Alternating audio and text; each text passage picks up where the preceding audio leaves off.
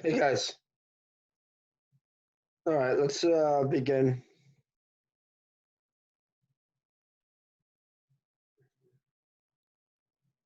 Hold on. You can see my screen, right? All right, so this chapter will be on wave motion. So, waves are a natural phenomena that you see on a daily basis, really, and they're quite complicated, right? And the waves that you typically see are in everyday life. Um, are basically waves in water or ocean waves, right? Now,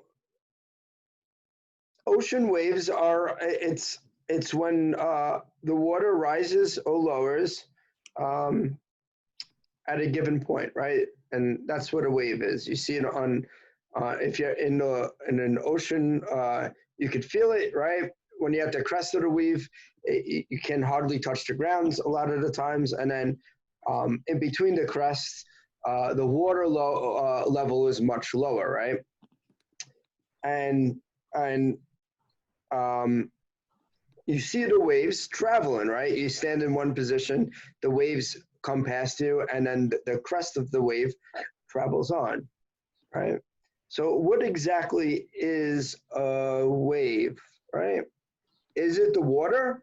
Would you say that the wave is? Hold on, I'm pulling up.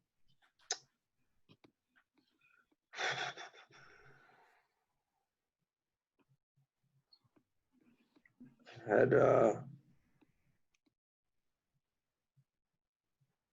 hold on, guys. Those out I could get taken down. The video could get taken down. Okay, you can see my screen now. Okay. So, like I said,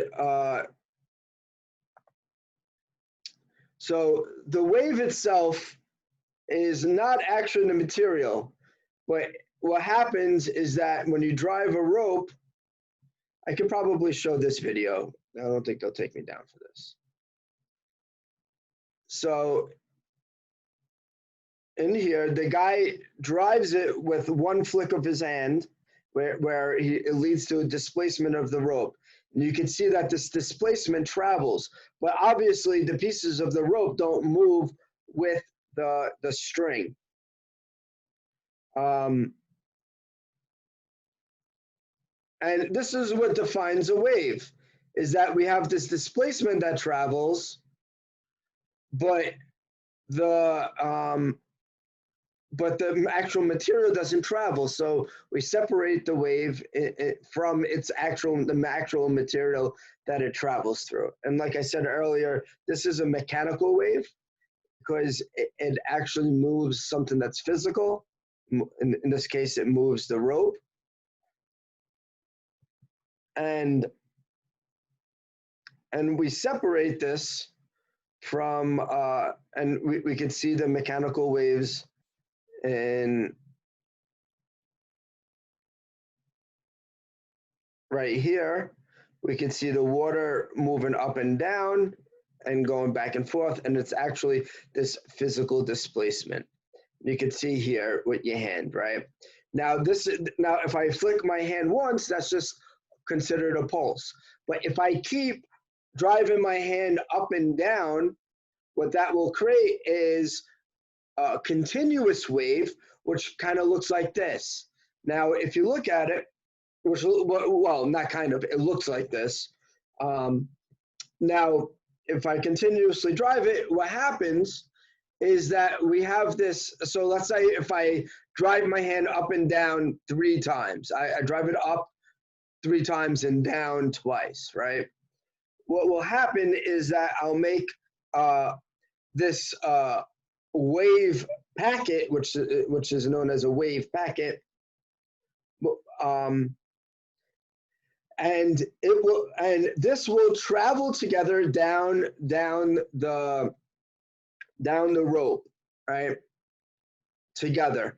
Now, if I keep continuously driving it, and if you figure that the rope is infinitely long, or an ocean wave that's made out in the middle of the ocean, what essentially defines the wave is that the motion of the wave itself is like an oscillation.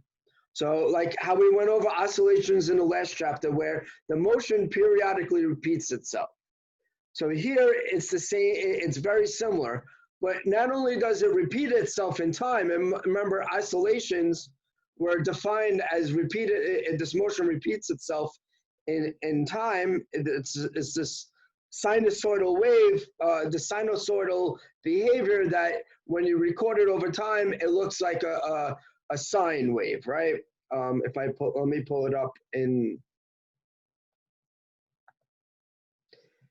you know, if this spring is moving up and down, and we have this paper that's scrolling back and forth, well, it moves up and down in a sinusoidal behavior in time, but but it doesn't have a velocity in the x direction. The spring itself doesn't move, and it only oscillates in time. With the wave, this oscillation actually moves in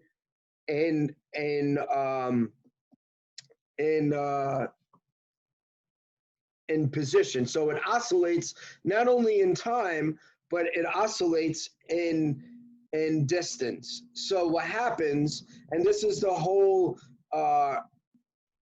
this is one of the harder concepts to grasp with waves, is that if I look at one position, let's say if I'm in this ocean and I look at one position, let's say I'm floating right over here and these are ocean waves, right? What will happen is that I'll move up and down in time like the spring does, right? And if I record, if I do something similar with a piece of paper and I record myself moving up and down, it'll look like a sinusoid. But because the wave is traveling and there's many of these crests along this direction, if we look at it, if we freeze it in time, we see that the material, whether it's water or string, takes this sinusoidal shape in position. So it's a sinusoidal behavior both in time and in position, and this is because it travels, right? It propagates. What we say is propagating, and what happens is that the sinusoidal behavior in time, or the frequency at which I move up and down if I'm in the ocean, and the distance between one crest to the next is related by this function, right? So the frequency is determined by how many times this crest, which is moving in this direction, right? The wave is moving, so each crest is moving along, each crest is moving along, and this is what gives me the sinusoidal behavior, is that the crest is moving along, so in time, as it's passing me, I move it up and down in time that matches this velocity, the velocity of the wave and its periodic structure in position.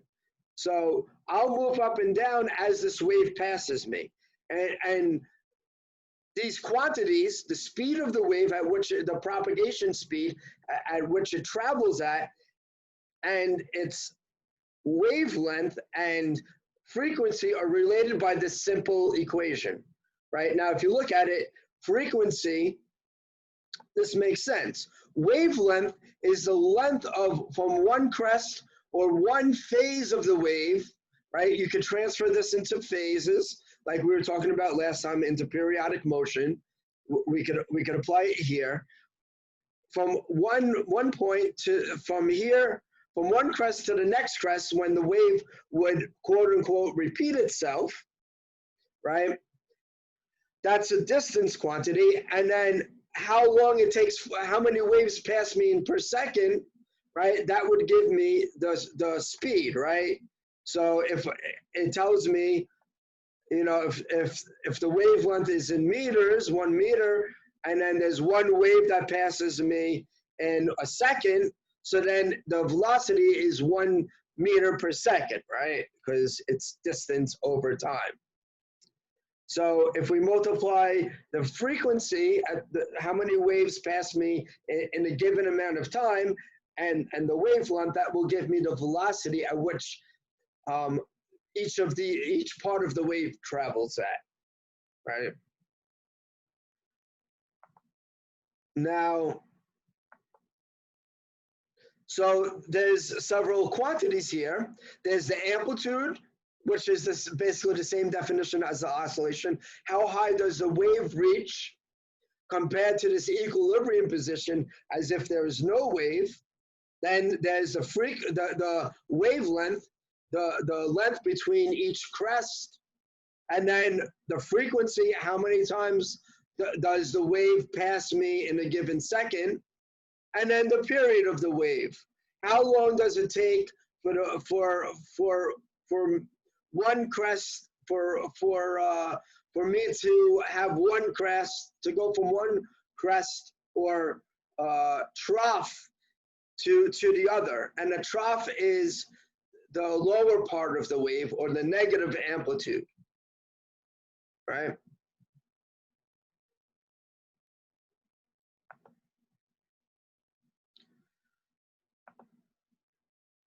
Now, does somebody have a question?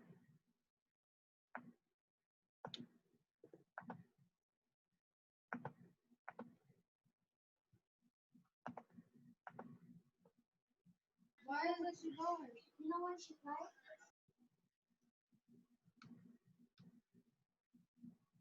Okay.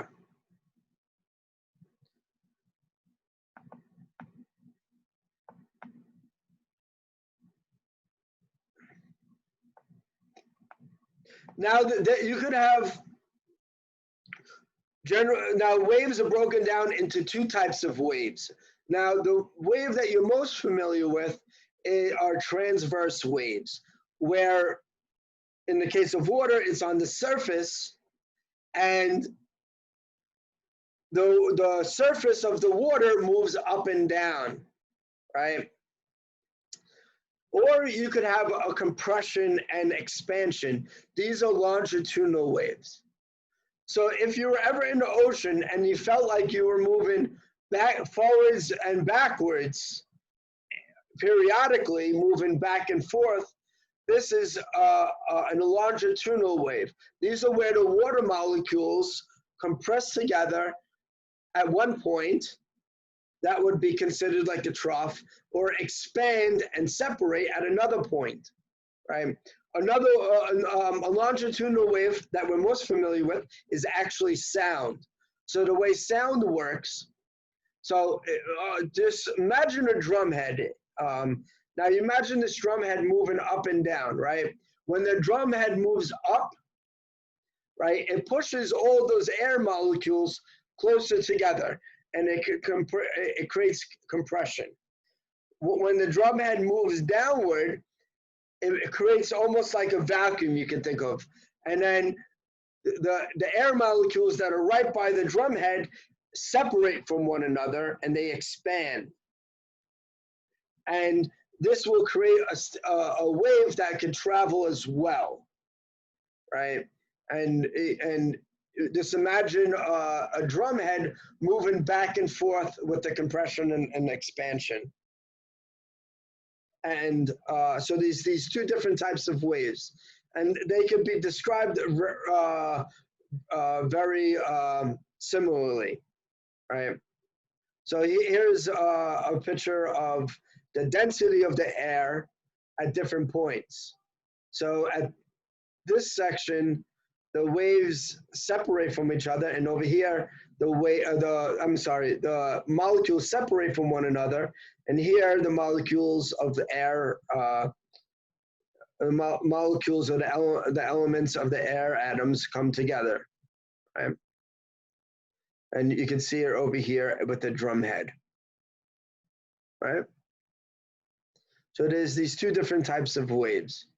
One is actually expansion, compression of the material. The other is movement of the material up and down. Now, the reason why these are called longitudinal waves is because the movement of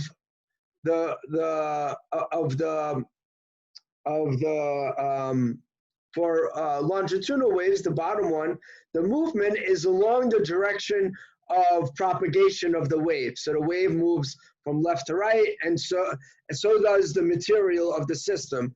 It moves from left to right, but the material of the system, if you study one molecule, the molecule itself doesn't displace in time. It just moves back and forth along at an equilibrium position. So each molecule actually doesn't have a time averaged movement. It stays in one position when measured over an entire period, but the wave itself, this compression and expansion, travels. And with transverse, the displacement is transverse to the propagation. Right?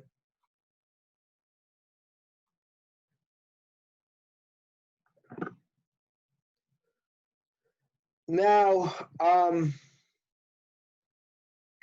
the velocity, we can determine the velocity from empirically measuring the wavelength and frequency, right? This relationship, this is known as the dispersion relationship.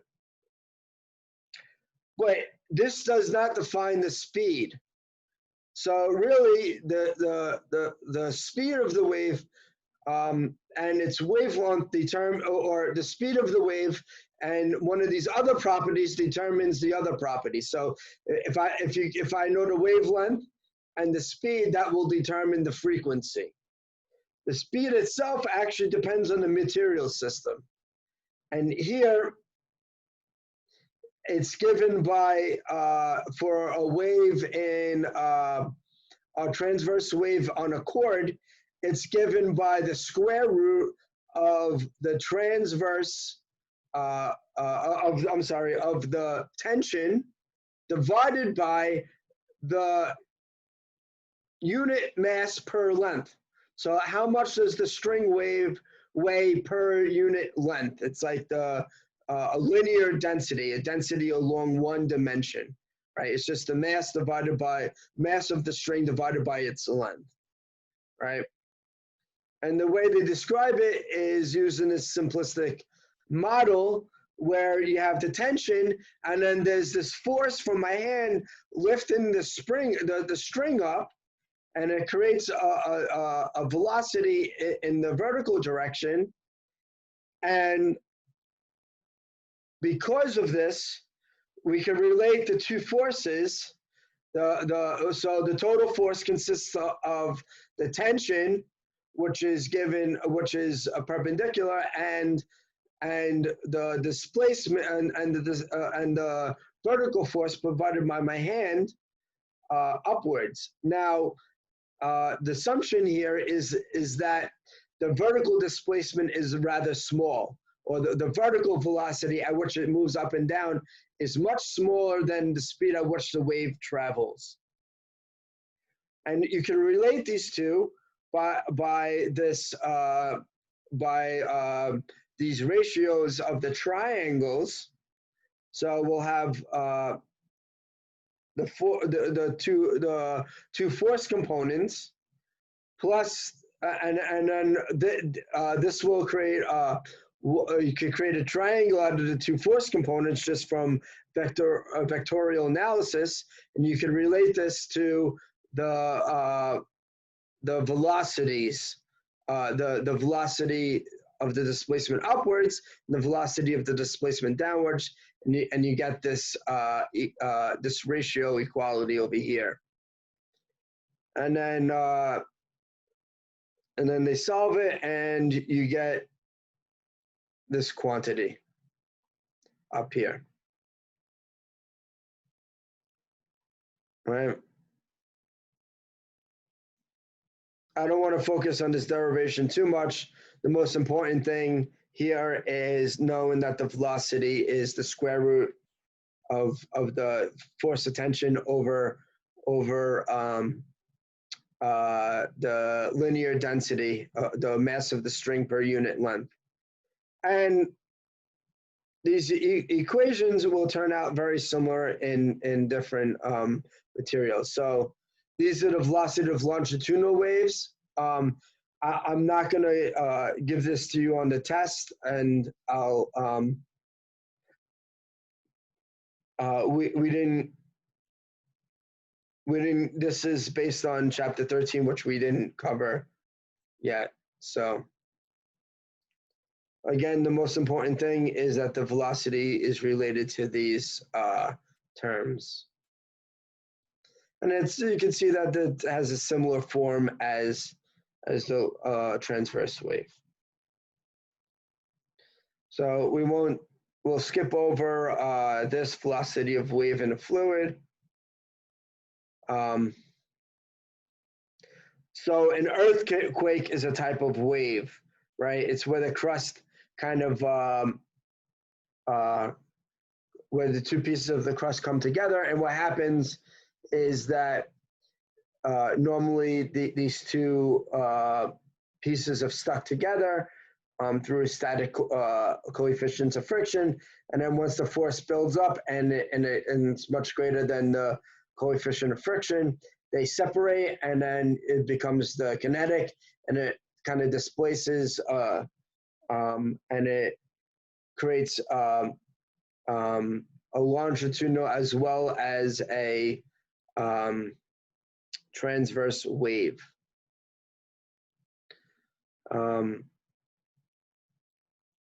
So ocean waves or surface waves are actually a combination of transverse and longitudinal waves. So for it to displace like this, it will the waves will the water will be compressed at the crest, and then expand at the lower section at the trough. Right, so it's a combination of both these waves. Now, the energy associated with the wave is very similar to the energy associated with oscillations. And if you look, they kind of give you the same form factor that we derived with the oscillations, where it's 1/2. This is the potential energy. And I want to actually make a note. So waves are like oscillations in the fact that what waves are this interplay between kinetic and potential energies, right? Here, if you have an ocean wave, it's an interplay between the potential energy of the water gaining when it's at the crest, right?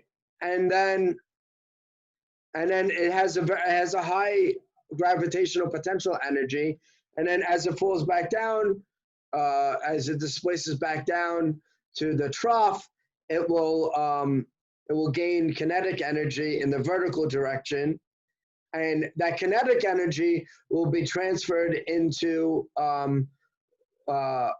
will allow the water to overshoot its equilibrium and move downwards past its equilibrium point. And then the water that's on each side of the trough will want to push the water back up. So the water kind of wants to come back and fill the gap over here so that it's at its level. And then when it does that, it's almost, we could describe it almost like a spring, and it shoots the water upwards past the equilibrium point and back to a crest, right? And then because of this, the wave will spread as well. Now we'll go into two-dimensional waves in a little bit, but here the energy of the waves is given by this formula, and here K is given by this quantity, 4 pi squared m times the frequency squared. You don't have to worry about where it comes from. You could just use it. So, and then if we further, so now this is waves for one dimension. And then when we expand it to multiple dimensions, in 2 or 3, so if you drop something in a placid lake or placid water, right, you'll see that the wave actually doesn't travel linear like an ocean wave, but it actually spreads out in the 2 directions along the surface, right? So the wave is actually circular in this case. And then in 3 dimensions, it'll spread along 3 dimensions. So this is what this equation describes, so equation 5. This is what happens when the wave is along 3 dimensions, and it's basically scaling up instead of working with the linear distance, or I'm sorry, the linear mass along 1 dimension, we work with the volume, right? And it's given by this. So it's related to the amplitude squared times this factor over here, which depends on the geometry and the velocity of the wave. And then in general,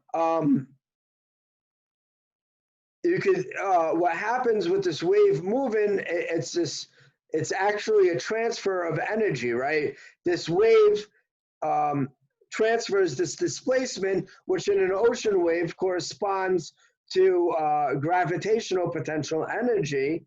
And this displacement in terms of gravitational potential energy moves, right? This energy travels. So what that means is that the energy is transferred from one molecule to the next, right? And the rate at which the energy is transferred is known as the average power. And it's just the energy of the wave in one crest of the wave or one section of the wave divided by the time, which is related to the velocity, right? The time at which the energy changes at one given instant over here. Now, we'll define this new quantity called intensity. I'm sure you're familiar with it in terms of everyday life, right? Intensity, the light is intense, or the intensity is high. What that means is that what intensity is in terms of physics is that how much power is there per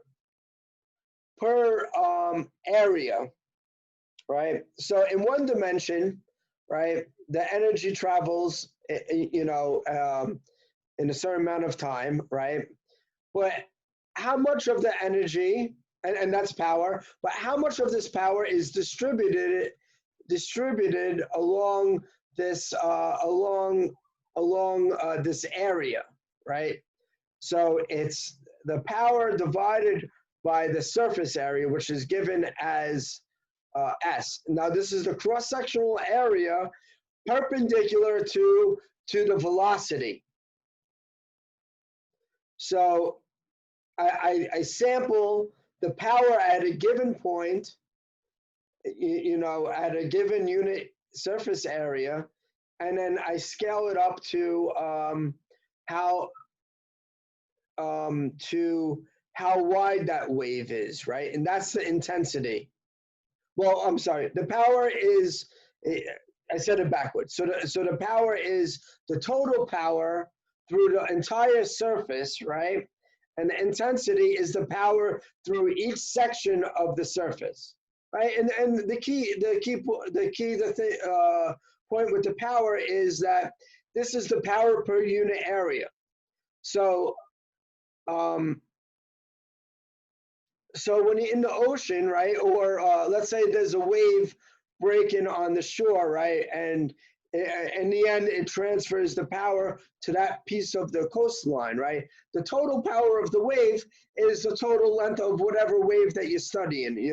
It could be several hundred meters each wave, each wave that comes onto shore, right? And then the intensity that you feel given at one particular point, we're very small, so we only feel the power at one particular point. That would be the intensity of the wave, right? So it's the power at one particular point. And light, it turns out, is a wave, and this is where you're probably most familiar with the word intensity, right? That the light is intense. The sun is, intensity of the sun is very high, right? You measure the intensity of light. This is the amount of light that hits a given amount of area, right? Like the total power of the sun across the whole entire earth is quite a bit. But the intensity of the sun at one square meter, of surface on the earth is actually about 1 watt. So that's the intensity. It's the power per surface area. So for a three-dimensional wave, so you imagine us making a wave at a particular point. Forget about imagine a sound wave, right? We blow up a firecracker or something, and it makes a compression and expansion wave accordingly. Well, it spreads out in all 3 dimensions. So the intensity that we would feel this wave would be the power of the original source divided by the surface area. So, and if you look at it, it goes as 1 over r squared. So the power dies off very, very quickly. It's proportional to 1 over, 1 over r squared. So that means if you stand 10 meters away from the firecracker as compared to 20 meters, the intensity goes down by 4 times, right? Because it's 100 compared to 400, and you're only twice the distance away.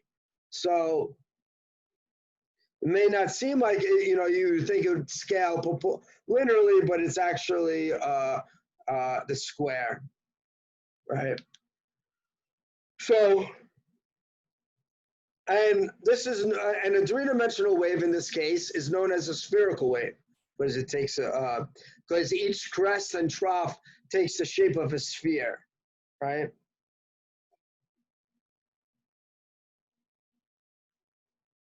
Now, in this example problem, they calculate the earthquake intensity, which is I'll